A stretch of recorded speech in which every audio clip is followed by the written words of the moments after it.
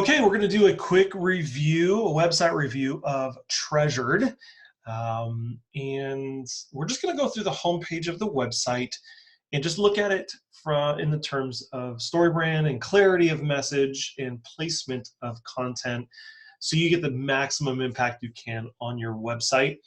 So my name is Chris Rivera. I'm a StoryBrand certified guide, and through Quirk Advertising, what we do is we help clarify your message, create strategies that work so you can make more impact and in turn grow your business. So we're just going to go ahead and dive right in. And we're just going to look at the homepage. If you want some more website review or want to meet in person, we can certainly do that. But let's go through the homepage, which is your sales letter. This is really the first thing everyone's going to see, and that's how they're going to engage with you. Everything else subsequent to that is to point to that one thing, whatever that one thing is. So we'll go ahead and dive right in. First thing I noticed is as I went to your website, there is a pop-up that shows get 20 ways to connect with your daughter. Sign up for weekly email, receive free resources with 20 connection ideas. This is great.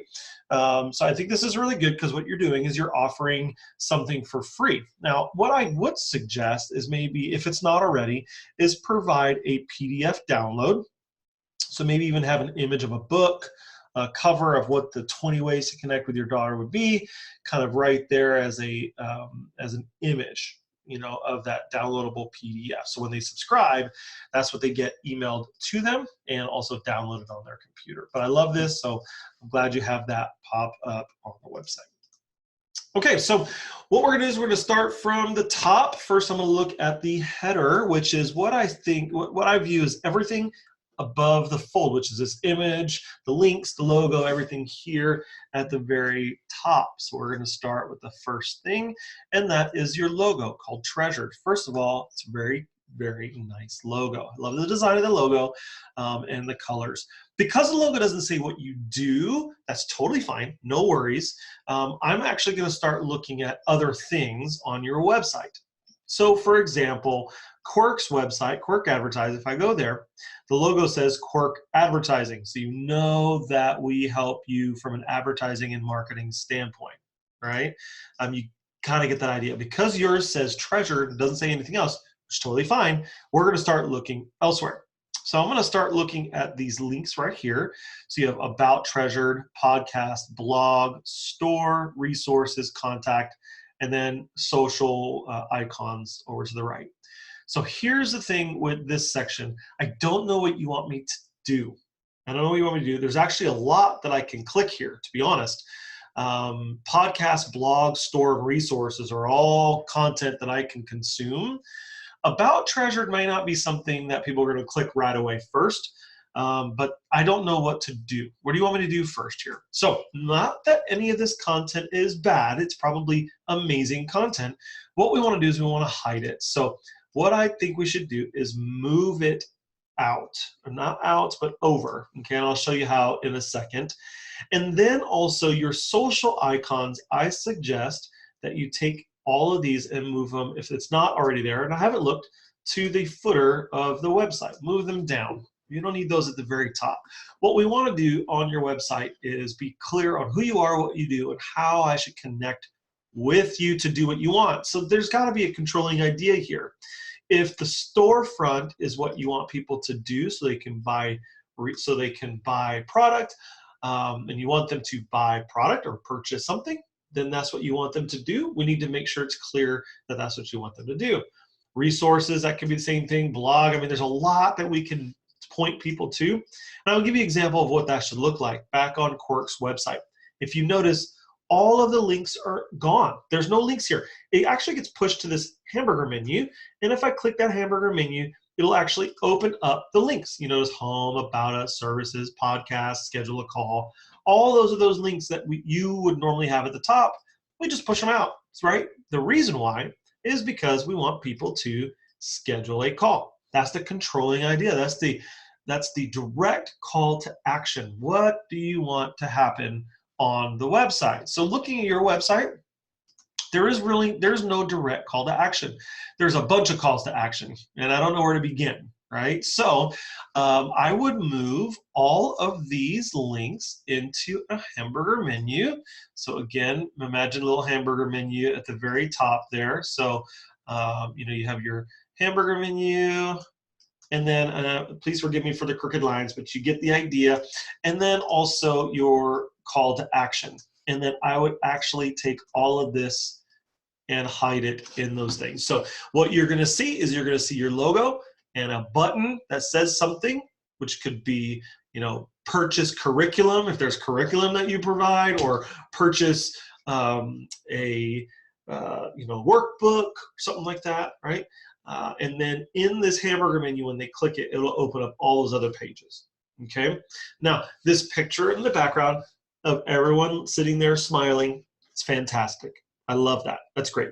So you can keep that. Also, maybe have some images if there is a curriculum, or if there's something that that you guys go through, then maybe have you sitting down doing that, right?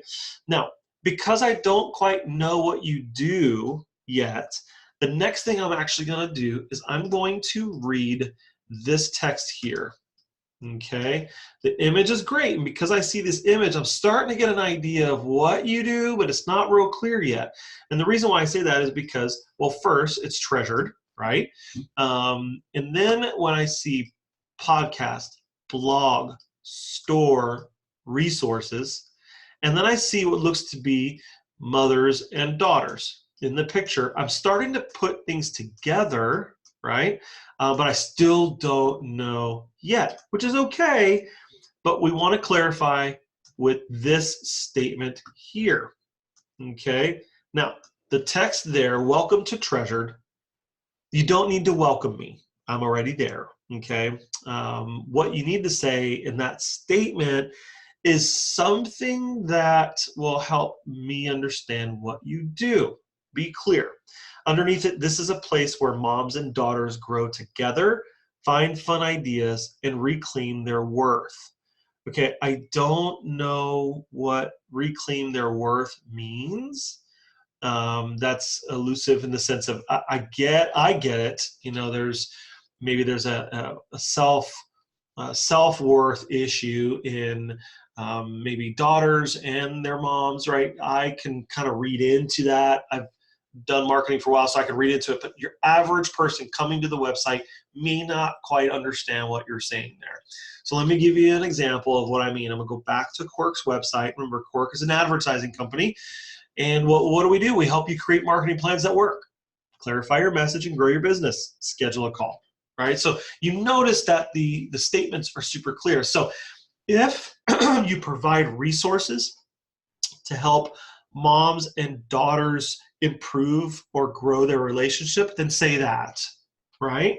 So you can say, instead of welcome to Treasured, you can say relationships between mom and daughters are important. Yes, they are, right? That grabs my attention. Below it, you can say, we provide resources to help grow your relationship so you feel important, or something, right? So right there, I want to kind of share with you a little bit about messaging. At Quirk, we would take you through, if you need, what's called a StoryBrand coaching session. What StoryBrand does is it takes your message and filters it through a 7-part framework so you can clarify what you're saying, right? So that way everybody who visits your website can understand what you do. Right now, I don't understand, up until now, I don't really understand what you do and even what you want me to do with that information. So even if I did understand, I don't have a clear call to action. So what we want to do looks beautiful, but what we want to do is within 5 seconds know who you are, right? Have a clear call to action, what you want me to do, and I want to know that you can solve my problem by what you're saying in this statement here, okay? Now, I would also take this statement here, and from a design perspective, I'd probably move it up and to the left in the center here, and then I would add some calls to action as well. You want to make sure you have calls to action, and it's pretty obvious. But I would maybe do, and so if I were to, let me just show you what that would look like. Let's just cover this whole section here, right? So let's say you have that statement, that text statement. You have the big text right here. You have some small text right underneath it. And then what we can do is have some calls to action right below it. So 2 buttons, right? So the first button is taking you to that call to action that I talked about earlier, the same one that you have at the very top, right? So you want that call to action that's down, you want this call to action right here to be the same as the one that's at the very top up here, okay? Now, the call to action that's next to it, you remember how you had that pop-up that said download or sign up for the 20 ways that you can connect with your daughter? Right there. Give them that same offer in that second call to action, okay? So I would do that in this section here, is have your main statement, which we can help you create, your sub statement, which we can help you create, your direct call to action, and your transitional call to action, which we would help you identify, all in this section, all on top of a beautiful picture like this, okay? So you notice right there, just right above the fold, we have everything you need for someone to understand what you do and be able to purchase or interact with you in one way or another. All right. And again, we'll help you create ways to organize that and be clear on what you're saying. So let's go ahead and scroll down a little bit further. 2 easy ways you can get involved right now.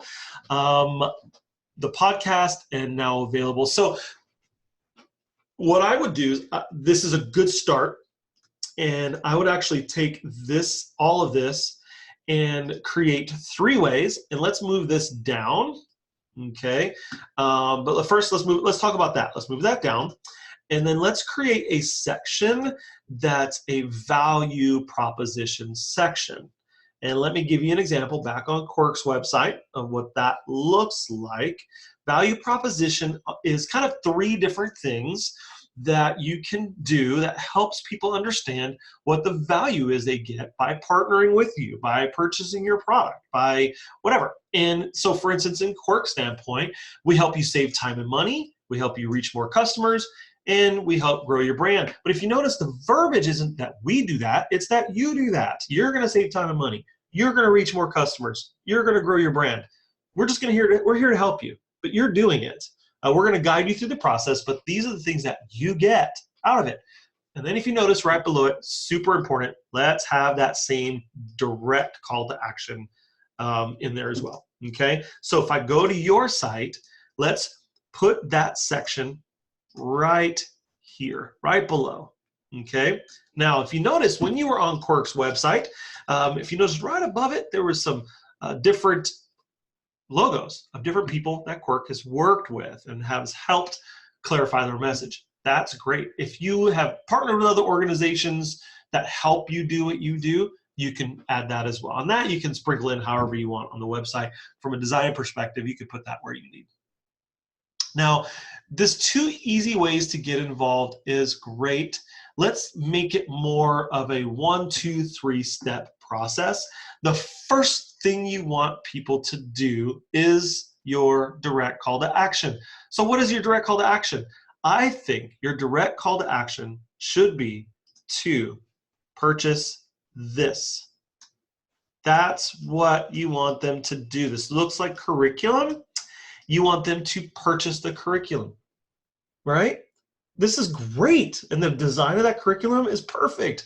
Sounds like that's what the point of this whole website is pushing people toward this curriculum that will help them create moments with their daughter, right? So things can be changed, right? I see identity, your body, emotions, friendship, technology. Cool content. I mean, that's amazing content. That's what you want people to purchase. So your main call to action on your whole website is to purchase that. That should be the first thing. The second thing you want them to do, right? So the first thing is purchase, purchase treasured. Second thing, you can say purchase curriculum or buy now, though that's direct call to action. The second thing you want them to do is have time with their daughter to go through the curriculum.